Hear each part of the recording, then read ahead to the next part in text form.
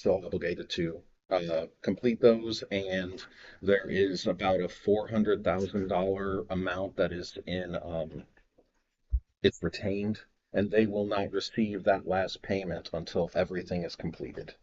Um, and I think most of the things on the punch list have been completed, but I will know for sure after Friday's visit. Awesome. Okay. All right. And then I saw on Zach's report a couple of things. He had NRC, he had dealt with NRC flooding back rooms.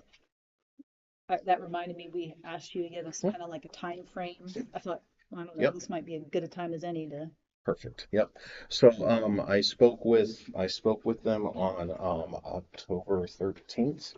Yeah, that's right. Friday. Yeah, it was Friday the 13th. And they are working on. They will be putting an awning over the east door, and they will be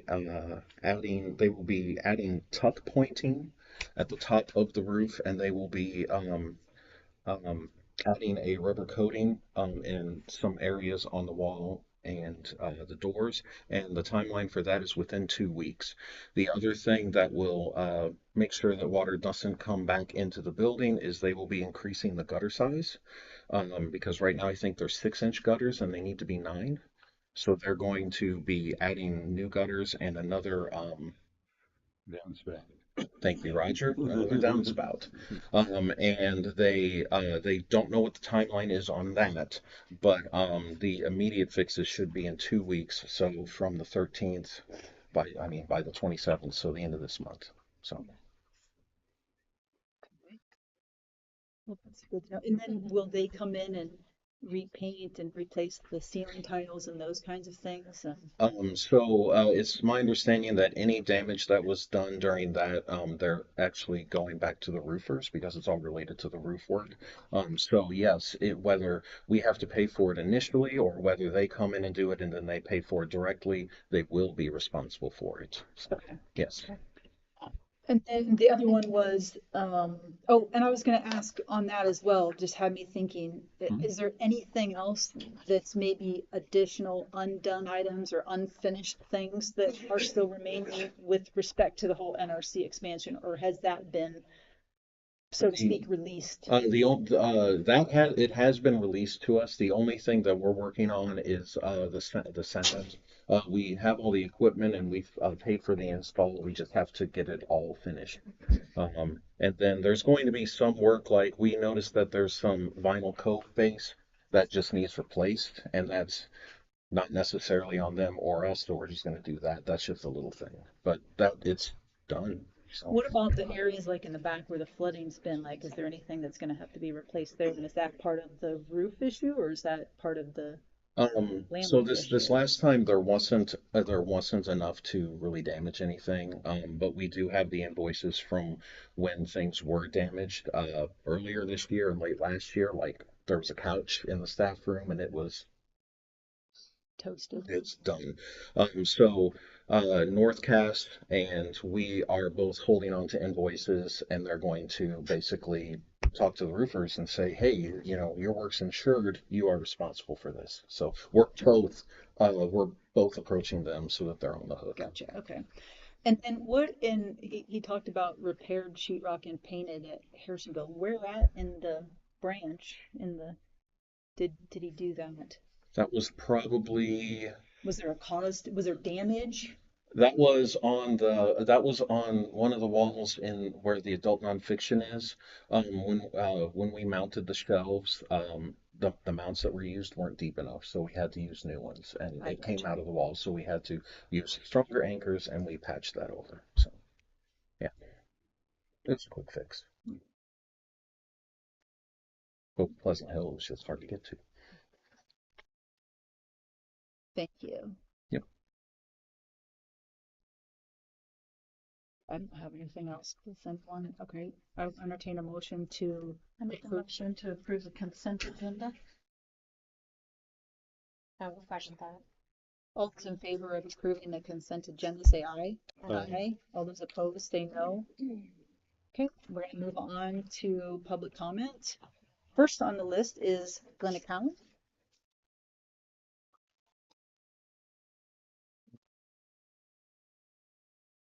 Recent public comments have revolved around the discussion of age-appropriate materials. As a tenure library employee, I would like to offer some personal observations related to the bigger picture. I'm not addressing individuals in this case, but warning against social agendas and schools of thought. In very few instances, with the exception of award books, does every Cass County Library branch receive a copy of new books, typically 2 to 3. So why have we all been required to have the book? It's perfectly normal on the shelf at each branch. Vast numbers of books are published each year. How are the decisions made as to what is an appropriate selection for each library? Are the books that are not selected for purchase actually in the category of banned books? They are being banned by someone, somewhere. When we request a book for purchase, it's usually granted, and we appreciate that. However, sometimes we are told that as long as it's accessible through Missouri Evergreen or interlibrary loan, there's no need for purchase. So why aren't we using that same logic when determining what's shelf appropriate for our community and county? We don't have to follow the latest social agenda. One example would be the push toward transgenderism in children. Much of it's based on social media and not science. In fact, studies are now showing the dangers emotionally, mentally, and physically. In a truly balanced collection, should those newly published books be available in equal numbers? We have filters on the internet. Why not print? I realize the internet content's regulated by federal funding and print materials are not. But just because something is legal, it doesn't make it right. Anytime we defer our personal responsibility by letting the experts decide, we're actually limiting our freedom. We need to stay informed and involved. A current example, I just heard that as a state, we're no longer officially connected to the ALA, but the influence is undeniable. In fact, the keynote speaker at the MLA conference this year was the president. And I just found a recent quote by the president of the ALA quite disturbing. She speaks freely about queering the library, is baffled by parent opposition to drag queen story hours, and spoke at the Socialism 2023 conference just last month in Chicago, where she, quote, agreed that libraries need to be a site of socialist organizing. I encourage our Cass County Board of Trustees and administration to set a standard on where to shelf books using the common sense reflection of our communities. We can request books anytime on any topic. They don't have to be on our shelves. And we can shelve our collections in any way we choose. Let's have the courage to do that. And I've seen and heard so many quotes recently on freedom of thought in libraries. So here's mine by Dietrich Bonhoeffer. Silence in the face of evil is itself evil. God will not hold us guiltless. Glenna. Not to speak is to speak. Not to act is to act. Thank you. Thank you very much. Next is Connie Poisel.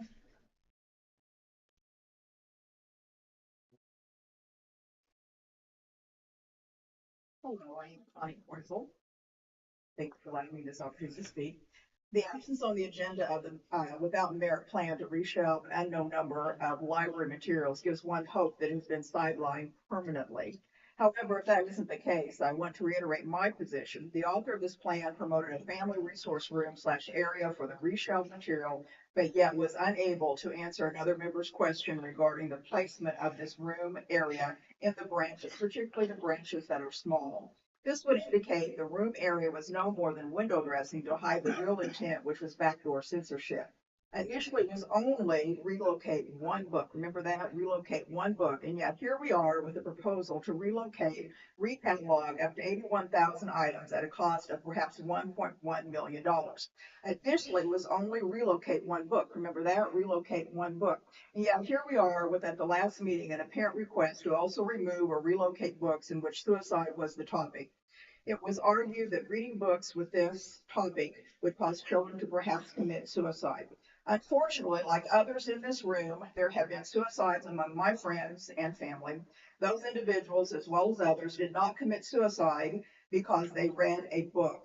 They did it because of a situation or a painful illness they saw no way out of, or a clinical depression whose cause is organic. At that same meeting, the question was posed to the effect of should parents or guardians oversee what their children access? The answer is yes, emphatically yes.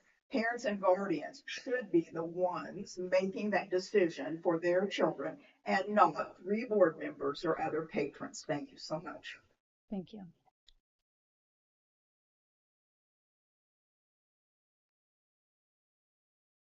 That's all of the public comment. We will move on to unfinished business, which we have the 2024 budget. This is more of a formality. We're going to get together. Sweet. I did have, I don't know if we want to discuss anything. Jessica just let me know before the meeting that she is definitely not going to be able to be present. She may be able to be via Zoom. I don't know if we want to attempt to try to find a different day or if we just want to let it ride. The work session. Yeah. Okay. I don't know. I don't think she's too concerned one way or the other per se. It's fine either way. But I just thought I would at least throw it out there as, does anyone, I mean, I didn't bring my calendar. I don't know if the following week. For Zoom. I am. I Would you would prefer prefer to? to, I Okay. would prefer to be there, but Okay. I mean, I don't expect everyone to, change their schedule around me. It just, I have to travel next week. So, yeah, so I will be You're 5 gone. hours away. You're gone all next week. Yeah, I'll be Oh, leaving okay. Monday and I won't be back until the following Monday. So, Okay. I could be available Wednesday, the 1st. I don't have my bunny mail. Again, it's No, but Tuesday the 30th, that's Thursday the 2nd. I cannot that Thursday, that day. I can't Thursday. we can just do that. Well, at this point, we'll go ahead and leave it. We may find that we want to or need to get together again, and we'll kind of have to force ourselves to come up with a time, but we can determine that Okay. next week. Okay. So at this point, we'll just leave it and We are leaving it. yeah, we'll leave Okay. it Okay. for next week, and then we'll just hope that you can zoom in Yeah. and be a part of it. Okay. Okay, now we're to the annual audit. Miss Brenda, All right, we'll thank let you, you Connie. All right. take the stage. Okay, thank you very much. I passed around, I think everybody should have a copy of the final audit report. So I'll just go in, I'm just gonna highlight some items that I think are, most significant in the audit report. So in the booklet, if you will turn to page 1 and page 2, this is our independent auditor's report as of December 31st, 2022. At the top of page 1, in the first two paragraphs, this is the opinions paragraph. It states that we have audited the accompanying financial statements of Cass County Public Library as of December 31st, 2022, and the related notes, which comprise the library's financial statements. In the second paragraph states that in our opinion, the financial statements referred to above present fairly in all material respects the respective financial position of the governmental activities of the library at December 31st. So on overall financial statements, that is a clean audit opinion. We do the rest of page 1 and page 2 references your responsibility. These are your financial statements. These are not ours as independent auditors. The opinion is what is ours. And then there's a paragraph that outlines auditors' responsibility. And then we also have another report on internal control and compliance that I will go over here in just a couple of minutes. So overall, a clean audit opinion at December 31st of 2022. On page 3, all the way over to page 9 is the management's discussion and analysis. This is written by management. We do not audit the management's discussion and analysis. It just talks about what happened in 2022 in narrative form. There are comparison numbers that we make sure tie up to the body of the audit report, compared to 2022 compared to 2021. So that gives you a little bit of reference of how the 2 years compare. This is something that's required by governmental accounting standards board to be included in your audit report. Starting on page 3 are the financial statements. Page 3 is a governmental fund balance sheet and statement of net position. So you'll see there's 3 columns there. There's the library fund, which is on basically the cash basis. And then the adjustment column on page 10 reflects year-end journal entries for capital assets, right to use assets, accruals for payables and receivables. That's what that adjustment column is. And then the statement of net position combines those numbers together. So I'm going to focus on the statement of net position. You'll see about a third of the way down is the total net assets of $13,390,297. This includes all your cash balances, your investments, property tax receivables, other receivables, capital assets, net of accumulated depreciation, right to use assets, which is something I'll talk about briefly here in just a minute, and then other assets, which are like rental deposits and cash. Because you are on the modified accrual basis for the governmental funds, we also have to include in the audit report your pension information. I'm not going to touch upon the numbers for the pension because there are a lot of actuarial numbers that are included in there. I'll touch upon briefly some additional schedules that are in the audit report. Those are also part of your statement of net position. Right in the middle of the page is your liabilities. These include current maturities of your outstanding debt that you have, accounts payable, and other accrued expenses, wages payable. Total liabilities, total current liabilities is $660,915, and total liabilities is $2,404,927. So basically, you guys are in a good financial position because your assets are 13 million. Liabilities are 2.4 million. That's a healthy net position difference between those two. The one thing I did want to point out that is new, is a big standard that was in effect for you guys is GASB 87. That's a new lease standard. GASB means Governmental Accounting Standards Board. Because you are a governmental entity, you have to implement standards that are applicable to you. This was a big standard for all governments. And it took a lot of work. Basically, what it does in a short snippet is it adds assets, your right to use assets, which means basically your right to use assets are the buildings that you rent for your branches. Okay. So what we had to do, along with management, is get copies of all the lease agreements, determine the lifespan of those lease agreements. Those are now assets on your books. Okay. However, you also have liabilities because now you have to pay your rents. So basically what happens is they offset.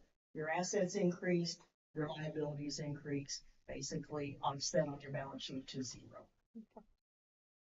That's the wonderful GASB accounting standards.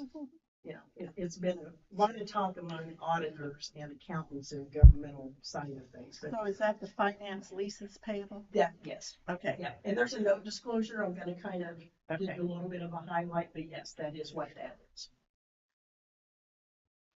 Okay. On page 12, this is your statement of revenues and expenditures and changes in fund balance or an income statement. The first column is set up just like the page 10 library fund, and adjustments that affect the income statement, and then your statement of activities. There at the bottom in the first column, total library fund, you show the profit of $345,284.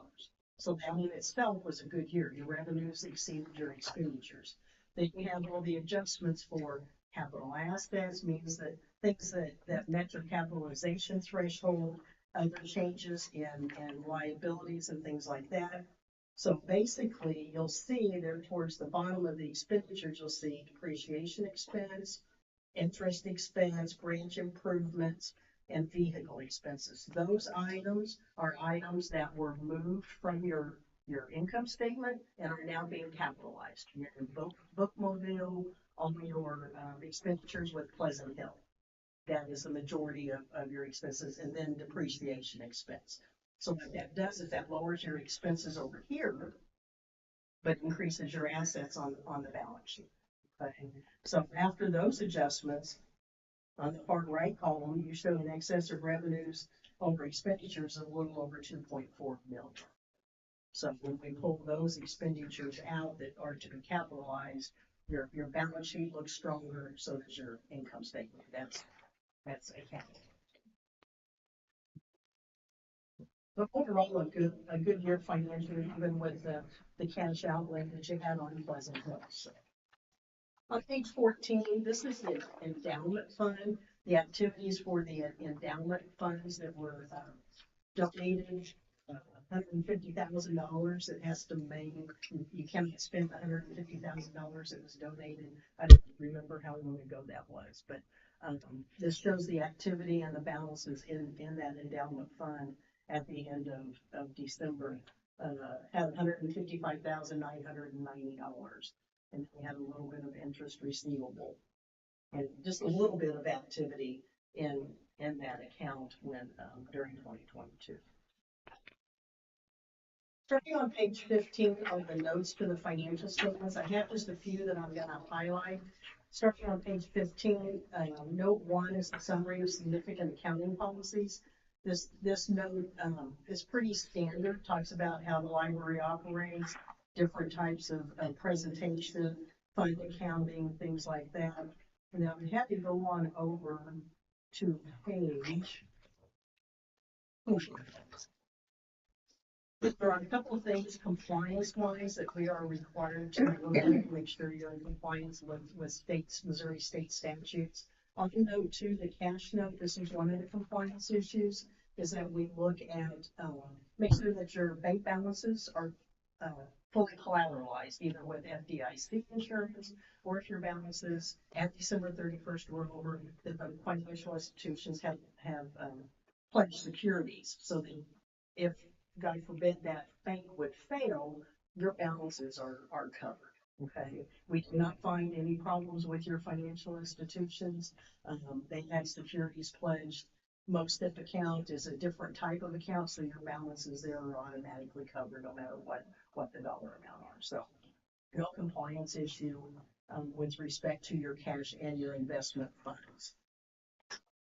Note 4 on page 21 is the pension note. As you guys know, the library contributes on behalf of the employees to the loggers retirement system.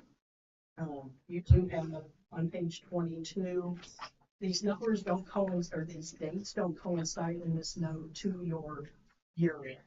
That's because of loggers and how far the reports are. They're in June year end, so they can't get us information that quickly, that turnaround. But at June 30th of 2022, so you're only about 6 months. So on average, it's not going to change. You have 79 active members, inactive members, and retirees that were benefiting from the loggers program. They're under item note 4, item D, where it says contributions. I wanted to point out that the employer contribution rate is 19.5%. So that is a good, healthy contribution rate for your employees that do participate in loggers. And there's quite a bit of actuarial information that goes all the way over to page 25 in note 4. On page 27, capital asset note and the right to use assets. I already talked about the right to use assets and GASB 87. These two schedules show the activity. And then each year there will be some write-off of the right to use assets and current depreciation expense. With the Pleasant Hill branch being completed in 2023, you'll see under note 7, construction in progress, that $1.5 million number. When it is considered in service, which I know you guys are using it now, that's when that will come off as construction in progress and be part of your assets, buildings being depreciated, and it will be depreciated over, I think, 40 years. So, the on the right to use assets, as I mentioned on page 28, the three, I know you have several branches, but based upon how the lease agreements are written, The right to use assets only affect your Archie branch, your Harrisonville branch, and your Belton branch. So those are the only leases that are included in this right to use calculation. This will be reviewed each year as leases are updated and things like that. So this is just going to be on your financial statements going forward from now on. So those are the most significant, disclosures that we wanted to point out. As I mentioned a while ago, starting on page 31, page 32, is more actuarial information on your auditor's program. This will go be built out for 2 years. Right now, you've done it 8 years. So this schedule will run over to another page where you will have to show 10 years of information. And this started with June 30, 2015 actuarial year. So this schedule will be built out to 2 more columns. It's more just as you can see how things compare from year to year. As your salaries increase, your employees increase, your contribution rate increases, these numbers will reflect that. On page 33, one of the other compliance issues that we're required to look at has to do with your budget. There are several things that we look at. We have to review your original budget to make sure it meets all of the required elements according to Missouri statute. And then we also have to look at your final actual expenditures to make sure that your actual expenditures are equal to or less than your final budget. We did not have any problems with your actual budgeting process, and we're in compliance for 2022 with respect to state statutes for Missouri laws for budgeting. And then the last thing I want to point out is on page 35 and 36. I mentioned this was, we had a second report on internal control and compliance. I already mentioned the two or three compliance issues that we're required to look at. Nothing else came to our attention for compliance problems, so we didn't have anything to report there. We also get an understanding of your internal controls, how you guys pay bills. I talked about this last year, how important your internal controls are. We get an understanding. We as independent auditors then determine what areas we need to spend more time in. We pull samples of a lot of different areas that we look at, because we can't, as independent auditors, look at every transaction. So we have to do sampling. So we pulled samples. In what we tested, nothing came to our attention that showed a significant break in your internal controls as you have them documented now. I talk about every year how all my governmental clients, how important it is to review your internal controls, how everything operates. Make sure you're doing everything you can to mitigate any potential risk that could occur. It's also important that you document your risk. We do it as independent auditors. You may have a different focus than what we do. But it's still just as important for you guys to understand how your internal controls operate and to review those and make changes as you see necessary. So overall, no problems found with respect to the internal control items that we tested or compliance items that we tested. So overall, for December 31st, 2022, a really good audit report. I want to take a moment before I open up for questions. I do want to apologize for our tardiness in getting the report completed. We are short-staffed like a lot of other CPA firms, and we just got behind with tax season. We lost a couple staff members. One got injured, couldn't work for a while, tried to cut her finger off. So, so we all pitched in, so it just put us behind. That's not an excuse. That's the reality of this past year. When we did the exit conference with Dan and Lori yesterday, we already have next year's audit on the calendar. Towards the end of April, first part of May, and I will be here to present the audit at your June meeting. So that is a promise. So I do appreciate you guys. I want to thank Dan and Lori and their staff, because we bombarded them when we were here for about 2 or 3 days with a lot of information, and they've been great about giving us everything that we needed. And I do appreciate them, because they do help us out and we're here on site. So I have a question on page 32, and it may be a Lori question. I remember when we increased the contribution on the loggers. Why is that a fluctuating number the last 4 years on the contribution as a percentage? That comes from the loggers It comes system. from them. So I think maybe I'm not 100% sure, but I think it has to do with probably just the way the salaries are calculated. It may not be based on a full year, based on when people are able to get onto loggers. So it kind of skews it just a little bit Okay. as far as what the percent is. But this year for 2022, you're spot on with what the percent is. Okay. So. Okay, thank you. So it's nothing, we're not doing anything, I know we're not doing anything wrong, but I'm familiar with the teacher system and it's a flat. It's a flat. Yeah, and so Right. I didn't know why this was. Okay. Yeah, because with teachers, any certificated teacher puts into it no matter what from day one. Right. Well, here you have a little bit of a grace period, do you? Or in an hour. Right. You know, they have to work so many hours for them to Right. be part of loggers. So that kind of skews over depending. Okay. Just how things are calculated out. But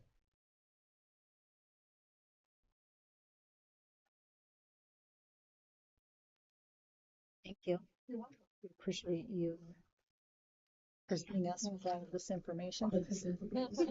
I make a motion that we accept the annual audit report for 2022. I second it. Right, do we roll call this? Does it matter? So, We can just. Yeah. Yeah. The motion is to accept the audit report for 2022. All those in favor say aye. Aye. All those opposed say no. Great, thank you. Do we Appreciate your need time, the Linda. signature now? Or okay. Next we If have. you want to go, you Yeah. can. just a little bit. Okay. Okay. Okay. We have, next up are the investment CDs, which I believe, Dan, you gave us some kind of information here. Yeah, Lori Or Lori provided gave it to us. additional information. And the reason that she just now provided it is because most SIPs rates go up and down every single day. And with that, I'm going to let Lori talk more about that. So yeah, it's that page that I handed out to you guys. So it's pretty self-explanatory. It's our reserve funds. We just are coming off a 12-month CD that we've had in MOSIP, and that expires next week. And then, as Dan's note said, since we haven't used that carryover line, we were going to put another 100,000 in there for 600,000 total CD, and then the endowment funds of the 150,000. So I checked with 5 different banks, and their rates were between 4 and 5, which is crazy compared to a year ago. When I look back on my notes, they were all under 1% a year ago, and I think our MOSIP rates were like 2.5 a year ago when I presented this, and so I was so excited to have these numbers. But anyway, MOSIP as of yesterday was 5.75, so I would recommend we do another 12 months probably for both of those numbers with MOSIP. So Is that 5 point, or whatever it is on the day when we do this, is that locked in for the entire period? Or is it just day by day? no, it's whenever we buy them, then that's Okay, then the, it's locked in at that. Yep. Whatever Yeah. we're buying at, it's locked in at that. yep. And Yep. we've never put the crouch funds, the endowment funds into MOSIP before, have we? Not before last year. Not before last year. Yeah, and it's been very fruitful for us. Okay, so the crouch fund was in that. Yeah. line. It was, yes. Okay. Mhm. Okay. Yeah, all of our reserve Yeah, both of CDs, those. our endowment, our building fund, and our Mary Margaret Ledwidge funds, all of those were invested in MOSIP last year. And since we cashed out Mary Margaret Ledwidge and the building fund for Pleasant Hill, I don't want to see that depleted, and we're getting an excellent interest rate on this. So yeah, I recommend that we move 100,000 from the carryover and reinvest in CDs at MOSIP.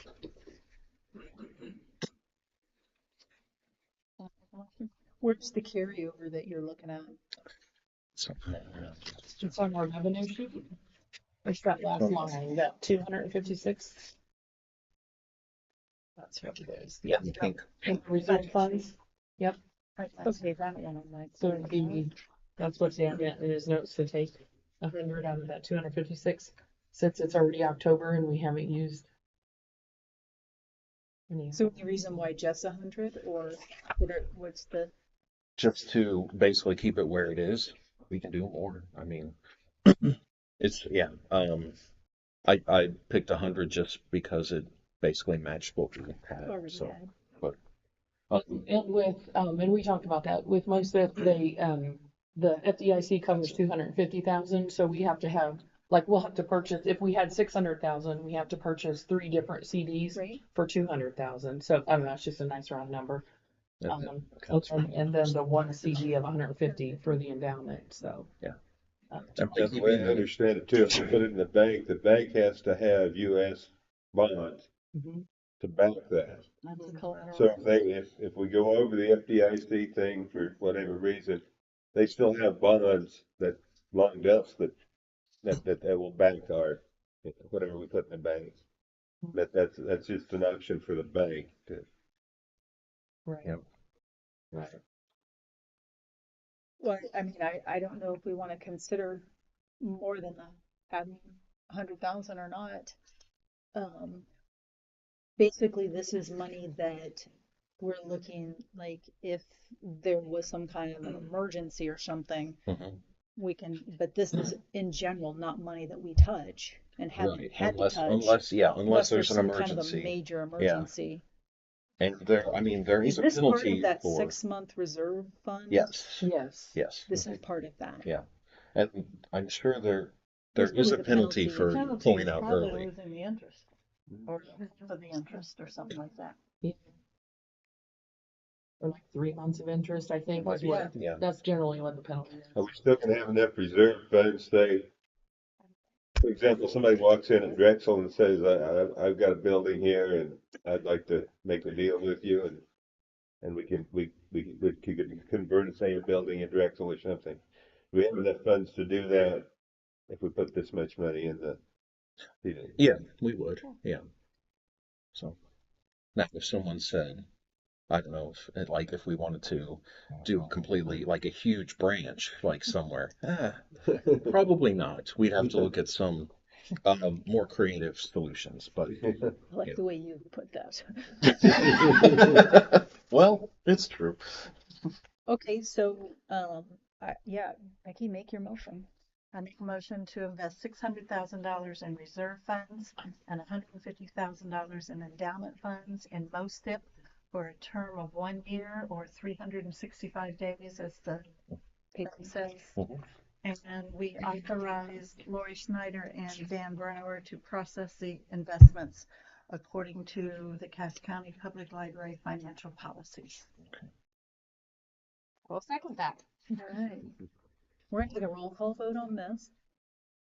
So the motion is to invest the 600,000 reserve funds, 150,000 endowment funds, and most of 365-day CD, authorizing Lori and Dan to process the investments according to the library's financial policies. Roger. Yes. Diana. Yes. Jessica. Yes. Tanya, yes. Becky. Yes. There we go. All right. Well, thank you. Then the next item is the sunshine, Yes. where we get to meet Miss Lindsay. Yes. This is Lindsay Kolish. Kolish, yes. From Loudon Municipal Law. And a couple of you had requested training for an overview of the sunshine law and the meetings. And so I contacted them and they do this training. And so Lindsay is going to present for us. Well, I'm sure I will learn something. If I will learn something.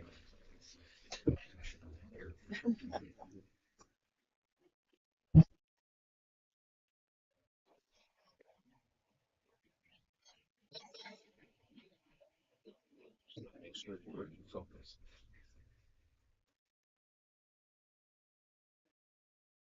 Take it away, Lindsay.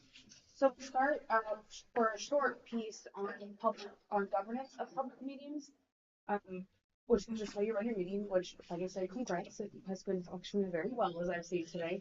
I don't know if you guys have approved Robert's rules to use. We have, that's what's in the bylaws, Okay, yes. so Robert's rules were created for Parliament, so they don't always function well when we have this much smaller group. So we'll get to those in a little bit, just a few different issues that sometimes come up with them. For meetings, first you have to provide notice. We have to make sure that there is a quorum established. And as has happened today, the presiding officer will control and make sure that everybody stays on the agenda and that everything gets taken care of. The agenda is set and then approved in the beginning of the meeting and then followed. And like we saw earlier, public comments are limited to a specific time. This just helps the meeting flow better. After all, we're here to conduct the board's business. It's not a town hall meeting, they just have different functions. So having public comments just at one section can help the meeting actually move along and get everything taken care of. And then of course, to take action on items, motions are best so that everybody knows what the motion is, that there is something on the table and knows what they're voting for and voting on. So for Robert's rules, generally you should not speak without recognition. Again, that can kind of not deride, but totally take the meeting off in its own area. The motion to table is one that we hear a lot that gets misused. That it's typically meant to move something to a different meeting to, we'll table it till next meeting. It's actually for tabling it to a different part of this meeting. So motion to table would be moving something from, a different part of the meeting. You would, if you were taking something off the consent agenda, you would have a motion to take it off the consent agenda. So the most important thing with Robert's rules is that everybody understands what's happening. That's really the most important thing. There's no statutory requirement for Robert's rules. Also, what's misused a lot is a motion to reconsider. Sometimes you want to reconsider an action that was taken previously, but it's actually something to rescind. So it's not to go back to that item, but it's to actually take it out. But, again, like I said, it's all about knowing what you want to do. So you don't have to say motion to reconsider. You can say, I move to go back to item A from last week and talk about it now again. It's, it's always easier. It's always better to just make sure everybody knows what's going on. Okay. What's the motion to call the question? Motion to call the That one just above yes. it. That one We haven't. is the point of that one being on the slide is that sometimes people will just say motion to call the question, but the speaking without recognition is the mistake there, that you have to ask to speak and then you can say to call the question.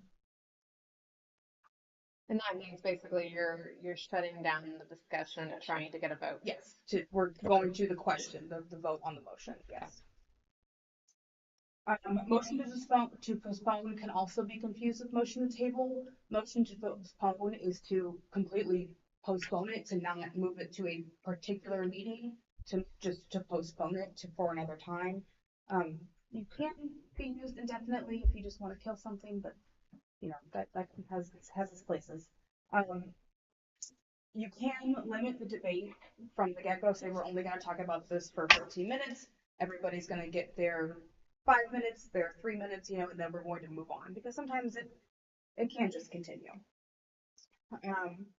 The motion for a previous question and motion to call the question are confused. The motion for the previous question is to end the debate. I'm sorry. The motion for the previous question is to end the debate and move the item to the vote. The motion to call the question, I think, is just misused. The wording is misused. And the call for the orders of the day is to get everybody back on the agenda, to go back to the agenda items. And a question of privilege is sometimes used as a question, I have a question that I need to ask, but it's really a kind of a pause to request something for the good of the order, not just I have a question about what we're talking about. Yeah. Okay. And we'll move to the sunshine law. The most important thing for the sunshine law to remember is that the whole intent of it is for everything to be open and transparent. There is actually a very limited statute that tells us what are closed items and what items are closed. Otherwise, if you don't have a closed option, everything else is open. And of course, it applies to libraries. So what is subject to the sunshine law? That will be public meetings, public business, public records, which are essentially everything, especially these days as we have all of this paper, emails all the time, text messages, it's all public record if it's dealing with public business. And also the votes that you take are open. So for a meeting to be a meeting, you have to have a quorum and you have to be discussing public business. Really, this comes to an issue when I saw 3 members at a barbecue last weekend and I don't know what they were talking about. That can happen if they're talking about the Chiefs or talking about something else that's not public business. It's once you start talking about that public business where that's where you get in trouble when you have a quorum. And like I said, emails are also technically an open meeting. If you have CC'd the quorum, that is an open record. But you also, in the same vein, can't send an email to every single separate member to try to get around that. The sunshine law wants you to be open and does not want you to try to evade it. This has to do also with Robert's rules, but by the sunshine law rules, you have to post notice 24 hours in advance, not including the weekends or holidays. Your agenda is tentative. It can always change, but it should be reasonably what you expect to be at the meeting. Things always come up, but it should be reasonably calculated. The meeting should also take place at a reasonable time and place. If you have, a meeting where you expect 100 people to show up, you should move it to a facility that can house that many people. Sometimes you can't expect things, but it should be held at a reasonable time and place. The minutes, sometimes these are taken like as a transcript of the meeting, but they really only need to have the time, the place, the date, the members of the body that were there, and any votes taken.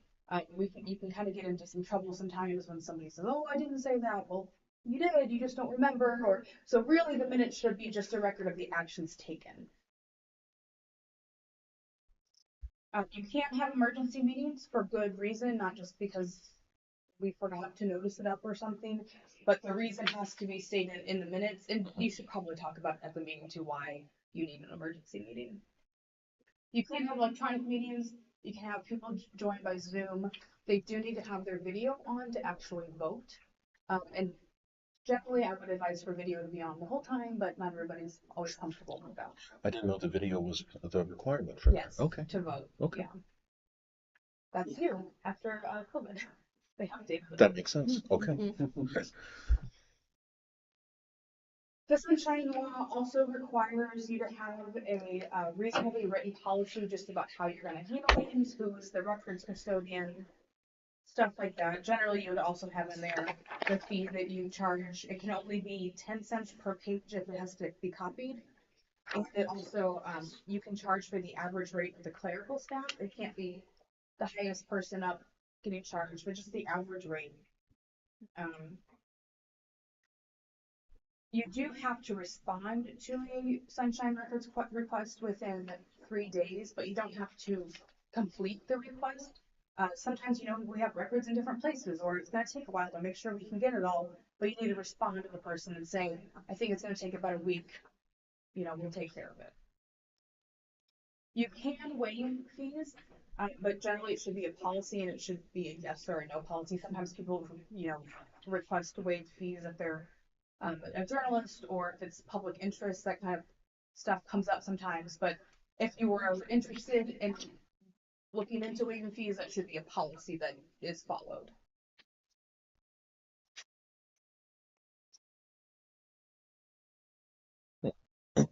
For records requests, you cannot require a specific form, but you can try to have somebody fill out a form. But if you just get an email that says, I request these, well, that's good enough. You also can't require them to say why they want the records, but you can ask. No hurt in asking. Like I said, you have to respond to the request in 3 days. If there are closed records that you cannot provide, the response should be that there are no records responsive to your requests. But if there is a record that some information may be redacted, like the social security numbers or credit card numbers would be redacted from probably a generally open record, you would state why, like social security number or credit card number, but still redacted. And as always, the sunshine law doesn't mandate that things are closed, it allows you to close them. So if you're considering, well, this is a closed record, but we don't have a problem with giving it up, that's no big deal. You can give records if they are allowed to be closed. It doesn't mean that they have to be closed. For votes, for sunshine law procedures, all votes have to be recorded either by voice vote, which is all together, or by roll call. Roll call never hurts. You can always, if you're always thinking, I don't know, maybe we should do roll, just do it. It's no big deal. It just lets everybody know how they voted. Sometimes it can get into an issue of, who you're calling on first and last, and sometimes people like to play games with that. But generally, roll call is always available. If they're on video, again, they do have to have their voice on, their image on, their camera on. If you have an emergency meeting, as long as you have a quorum that is physically present, everybody can vote. So if you have an emergency meeting and somebody's out of town and they have to call in, they don't even have their computer, or who doesn't have a phone with a video camera on it these days? But if they can't have a video on, as long as there's a quorum physically present, they can still vote if it's an emergency meeting.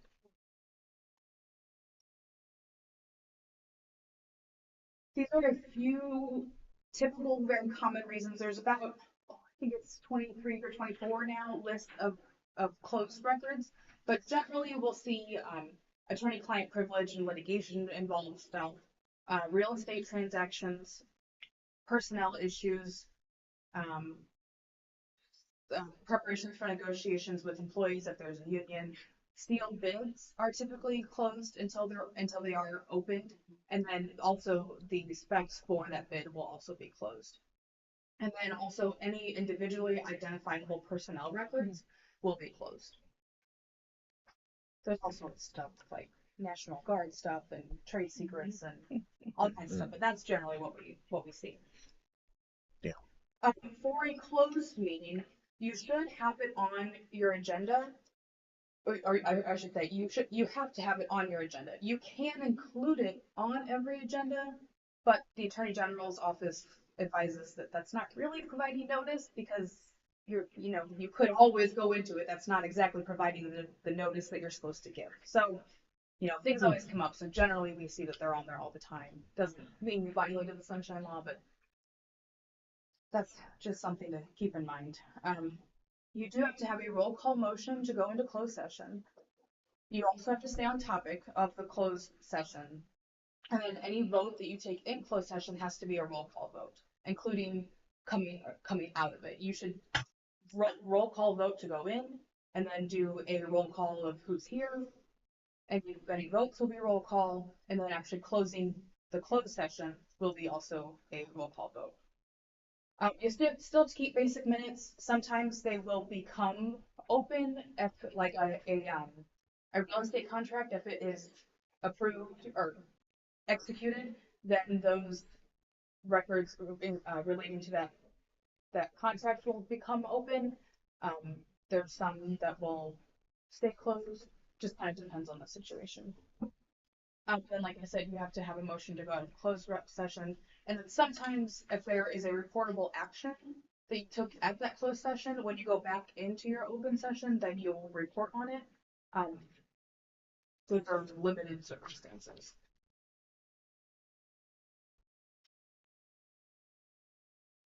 And also just mention that in closed session, It should only be the board members, staff members, and the city attorney. If you let members of the public in, then it's no longer a closed meeting, just like an open meeting. Um, for records generally, you should have open records and closed records separate. There is a different statute that's not in the Sunshine Law, but that does say that governing bodies should allow people to investigate their open records when they want to come and look at them. So to be able to do that, the closed record should be in a separate place. That's not always, that's not a very well-known statute compared to how well-known the Sunshine Law is. Let's see. Like I said, contracts are closed during negotiations and then they will become open. Sometimes with personnel issues, if there is a vote taken, you have to tell that to hire or to fire, you have to tell that employee within so many hours, and then those records will become open. I think I did this, but on how to deny a request, the answer is that there are no open records that are responsive, because then saying that there is a closed record is admitting that there is a record, which is the whole point of the Sunshine Law, is to not have that record. No open records that are responsive. Yes, there are no open records that are responsive to your request. Okay. There is a particular law, not in the Sunshine Law, but about library records. This pertains, when I say library record, it's just any record that identifies a person as having requested or used or borrowed any library materials. So your checkout list, you know. It also includes that library material includes any library materials that you're allowed to check out. You know, some libraries have cooking utensils that you can check out and use. That would be included, not just book or DVD or music records. Can I ask a quick question? Sure. It says the library record, any record identifies a person as having requested, used, or borrowed library materials, and all records identifying the names of the library users. We have a thing that I've debated quite a bit here at different times, and we have cameras everywhere anymore. We weren't supposed to, but we do. They kind of multiply like rabbits. And some of them now are being asked to be put cameras down the stacks so that people in the stacks we can see them picking up books, even what book they're using, what book they're referring to in the stack. We can identify that person, and obviously he's using the book, or he's trying to find a specific subject matter, or something like that. Is on it's on an electronic record, and so are we breaking this law by saying that we have a camera down the stacks and we can see exactly who this is and what books he's being used?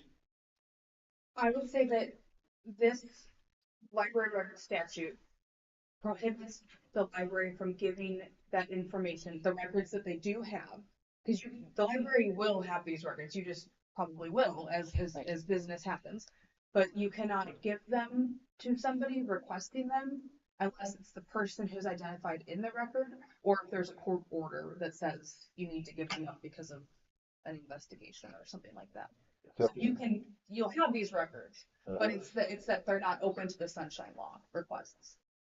So basically, these are closed records.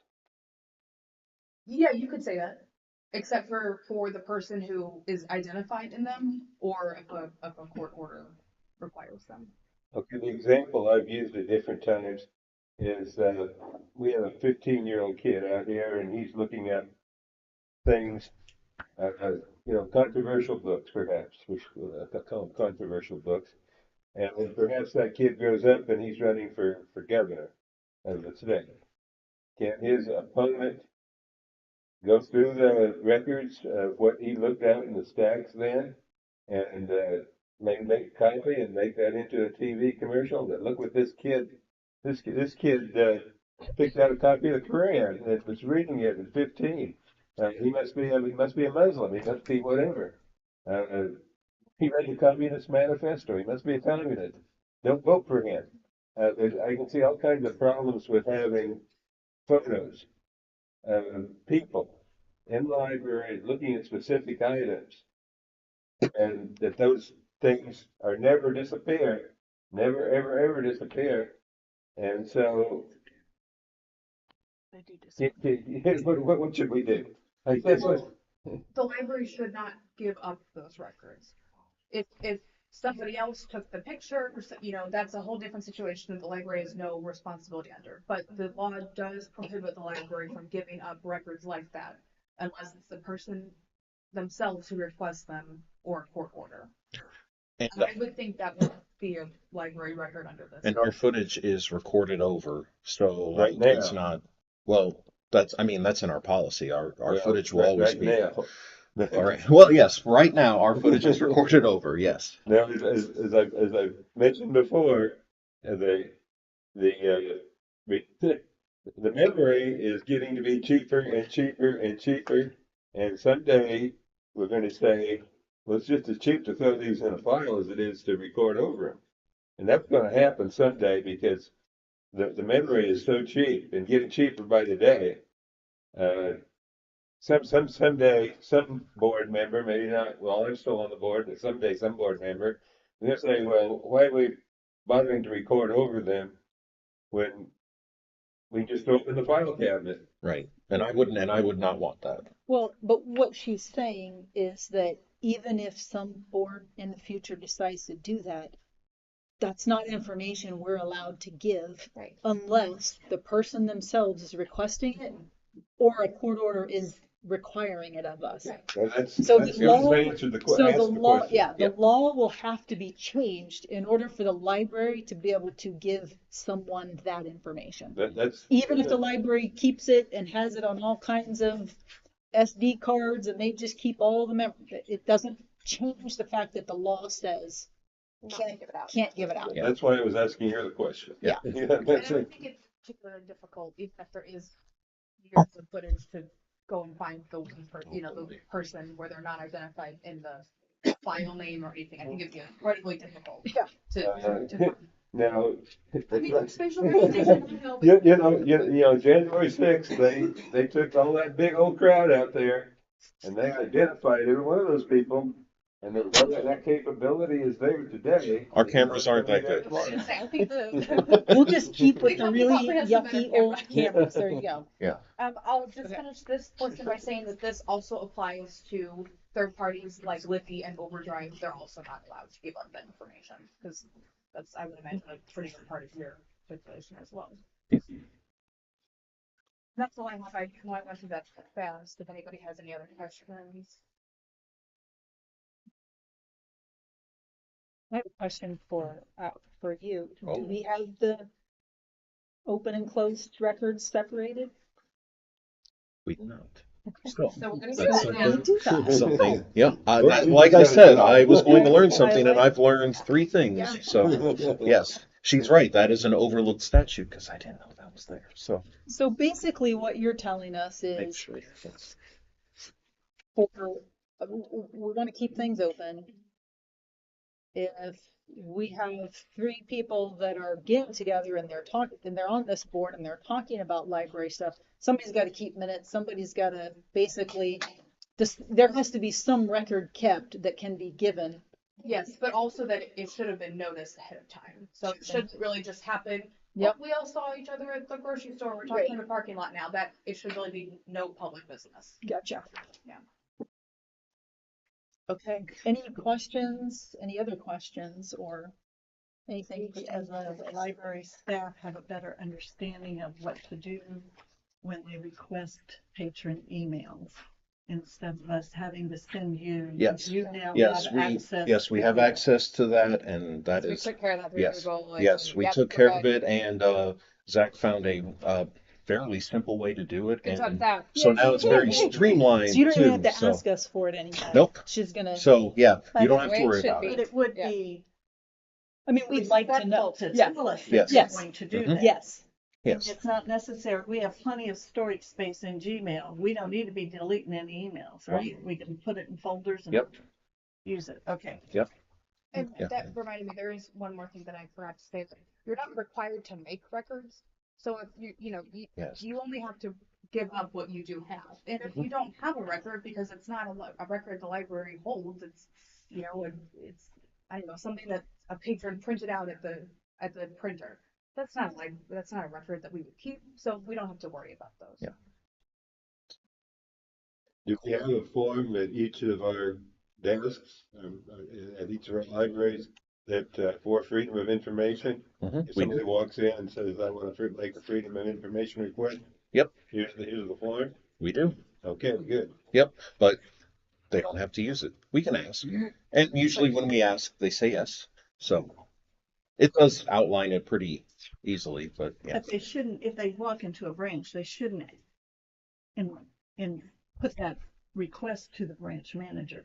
They need to come to admin to make that request. Yeah, I mean, they can say, if there's any records you want, here is our form, and this needs to be sent to the custodian of records, which is the library director. Right. And if you have any further questions, you can contact them. So, yes, Gotcha. that is not on them.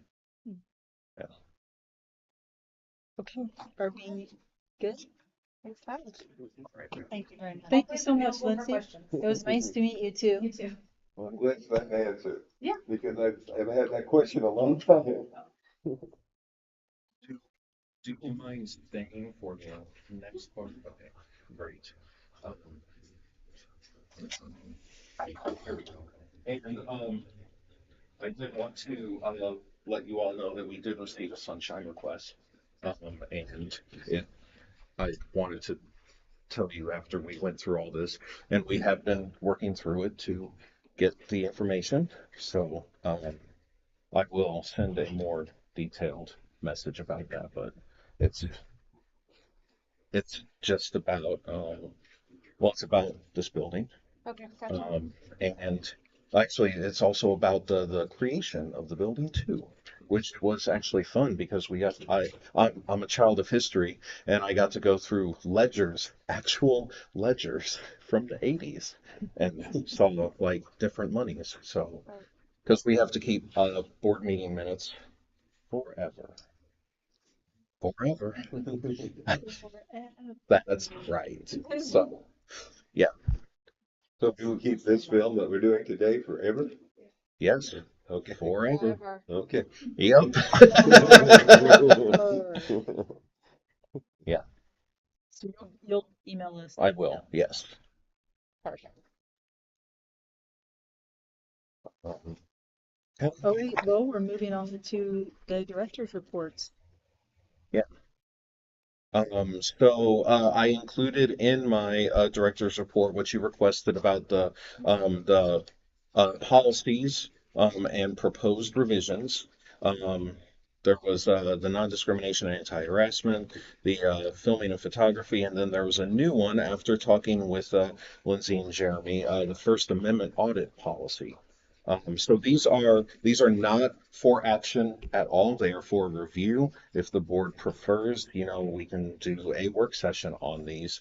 But That, yeah. I was going to ask you though, on that non-discrimination and anti-harassment one, Mhm. we kind of had worked through, we were just asking about the removal of something. Yep. It looks like you removed it, so Yep. it's possible that if there's no objections, we could put this on the agenda to vote on next month, correct? Because Absolutely. we've had we've had lots of Yes, discussion. with this one. So So, yeah, that was the only change. So Okay, so let's plan to put that on there. excellent. We can look for the other one. And then the Yeah. filming and photography, that's changed quite a bit, I guess, from So what we originally had. it has, I think, 3 or 4 paragraphs that have been removed about news media, and I can't remember all of the changes because I contacted Lindsay about that. I don't know all of the changes, but this has been gone through by them to make sure that we are legal. Okay. So, Important. but Roger, do you? Now, there is one that I mentioned to you before the meeting. I'm going to mention it Absolutely. again now. It says news media has an open door policy for the news media photographers and reporters who are doing stories to have projects that directly involve the library programs, resources, and services. Advance permission for such coverage must be obtained by the library's director or assistant director. It must be obtained, but then we have the First Amendment audit policy, which basically says anybody that walks in the door with a camera is willing to, can do whatever they want to do. So this sounds kind of prejudicial against our poor reporters here that are locally, who our job really is to look over our shoulder from day to day, from week to week, from year to year. We're telling the people in our local news media they have to have advance permission for coverage. But then we have a First Amendment audit policy that says, no, you don't. You can walk in the door and take pictures. And I think that we need to tell both our media, I think we need to take that sentence out, that they have to have advance permission, because it's really not, I mean, it's their job to go in and look and see if we're doing what we're doing. And they're our local media, and they should have that right to walk in without advance notice. And there's a couple other lines here. Is not disruptive to the library patrons or the staff. What is disruptive? I don't like it. Is that disruptive?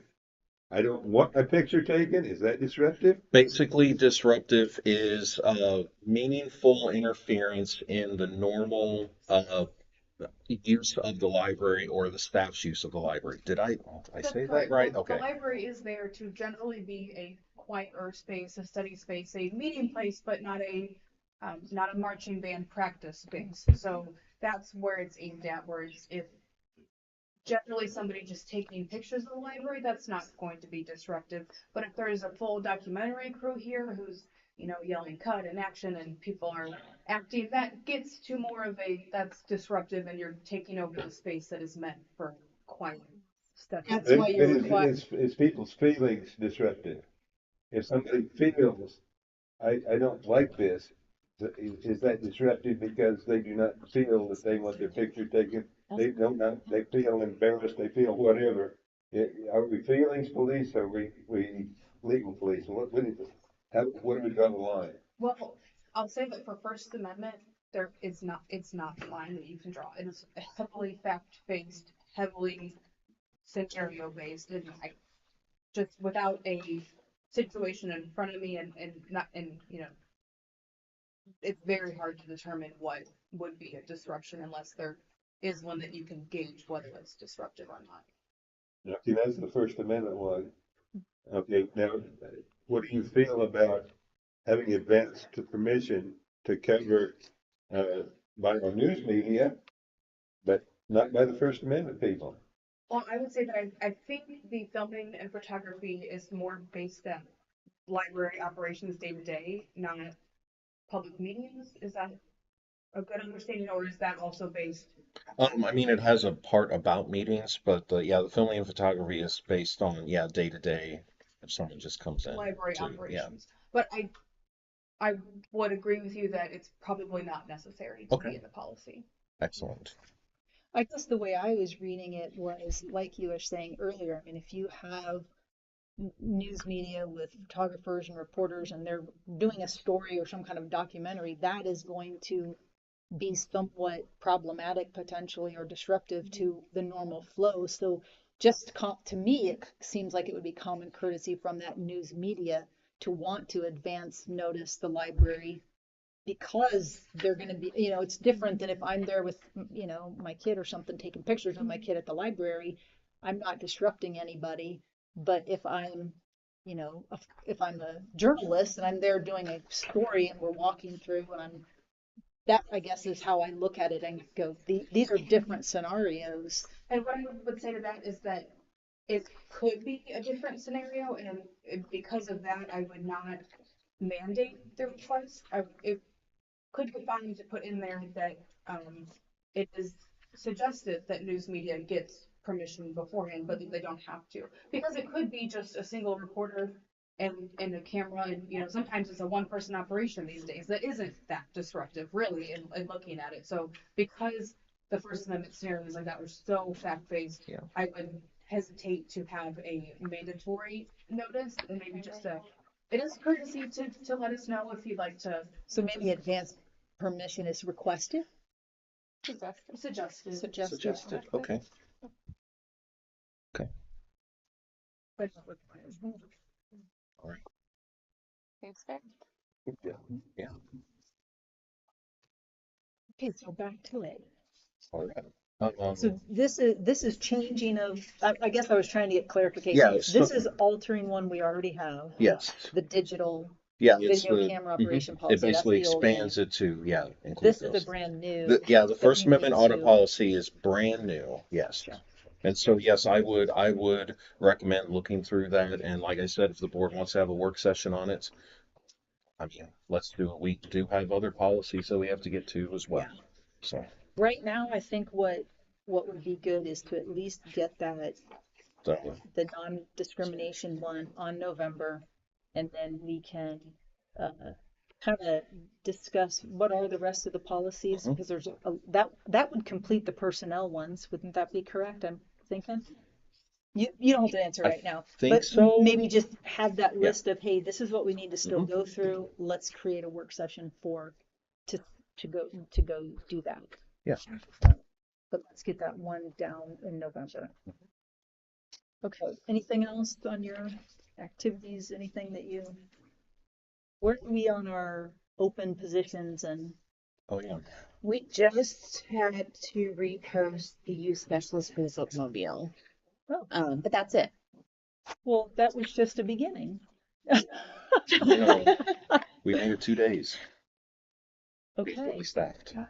No. Just 2 days being fully staffed. do we have a youth specialist It says admin? coordinator. Yeah, do you want to talk about Scott? Oh yeah.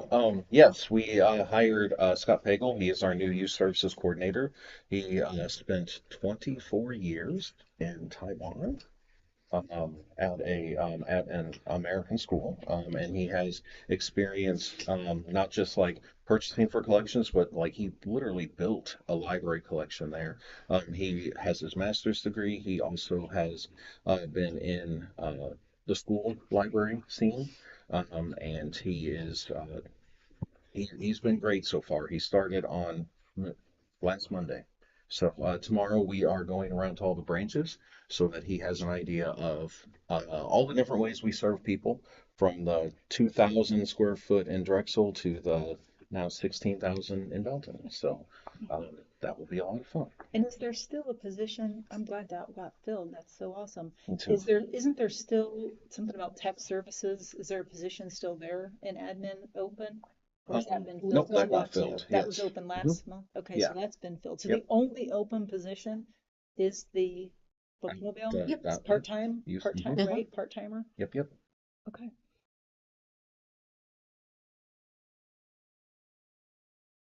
And that's it for the director reports. All right, anything on the trustee reports? Anything? Yes, the Cass County Public Library Foundation met on October 10th. We are having we're going back with our used book sale. The landlord at the NRC, property manager, they have allowed us to have one of the storefronts for a week at no charge other than some minor utilities. And so the sale will be on November 9th, 10th, and 11th. The evening of the 9th will be a Friends event in which we have a listing of people that over the last few years have paid membership into the Friends, which is an advocacy group. And anyone can come, but it's going to cost them $25 to get into the Thursday evening event. But they'll have first choice at all the books. It's open to the public on Friday. And Friday it's 10 to 6. And Saturday, 9 to 12. Any teacher can come in with ID and fill one bag free. It's also half-price books in the morning. And then at 12 o'clock, whatever books, cookbooks, CDs, puzzles, whatever they can get in a sack, it's $7. Date was this? This is November 9th, 10th, and 11th. So we are gathering materials. So everybody go home and go through your bookshelves. I'm going to tell them and we We will announce it. We will let them know tomorrow.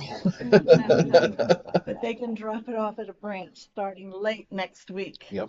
But foundation members will then come to the branch and pick the items up. So they're not going to accumulate at the branch if we can help it. And the bookmobile isn't a branch, okay? So they can't drop it off at a bookmobile. Well, it's not a It's not a book. It's not a Yeah. brick and mortar branch, but it is absolutely a branch. But starting on November 6th, we have access to that facility. And Barbara Robinson and I met with Danielle Gardner today, and she has done a wonderful job of getting our PR, emails, Facebook, publicity ready for the newspaper. And that's all going to go out there. So the times on Monday, Tuesday, Wednesday, and Thursday before the sale, they fluctuate. Some days we stay later for people that are returning from work, you know. But I mean, I can send all this to you if you want it. But we are, this is our major fundraiser that we've had since a long time. And we're also looking for a couple of more members of the Cass County Public Library Foundation. So if any of the board members know of someone that would like to volunteer, there are 4 meetings a year, and they usually don't last longer than an hour or so. Yeah. But they have to be willing to go out and advocate for the library and, you know, possibly most of our money goes to the summer reading program and into mini grants for each branch at least one time a year. Does the foundation send renewal notices for my membership or? I'm going to. Okay. I don't know when my membership runs out. Yes. Well, just about everybody's membership has run out. We're just gonna, it used to be there was a $100 rate and a $25 rate. Renewal, everything's just gonna be $25 now. Yeah. Because the $100 rate used to get you no fines. And we've taken care of that, so we don't need to, you know. And people, our enrollment form or sign-up form says anything that they give above the $25 is a tax deduction, because the Cass County Public Library Foundation does have a 5031C or whatever that number is. Yeah. And so they cover everything.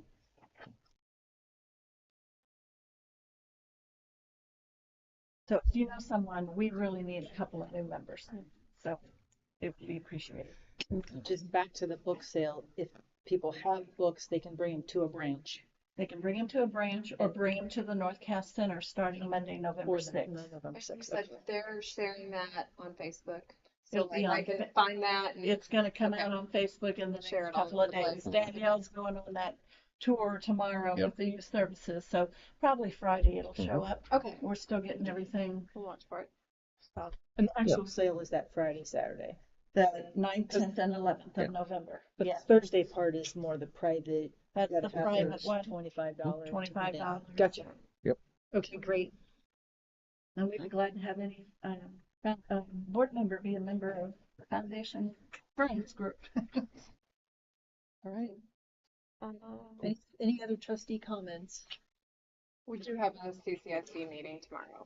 Oh. We don't have an agenda. I don't have anything. Okay. So, There might be something at the next meeting. but anyway, Yeah. we do the Okay. meeting is tomorrow here at 4. I Usually think. at 4? And, again, no agenda. So. Sometimes. Sometimes it's at 4. Hopefully. Yeah. Okay, I guess at this point, we are done with the main stuff. I would entertain a motion to recess to executive session for real estate and personnel. I will make a motion to go to executive session for statement personnel. I'll second that. All right, the motion is to go to executive for real estate and personnel. Roger? Yes. Diana? Yes. Jessica? Yes. Tanya, yes. Becky? Yes. Thank you. We appreciate you all coming out. I really like it when you have to ask yourself.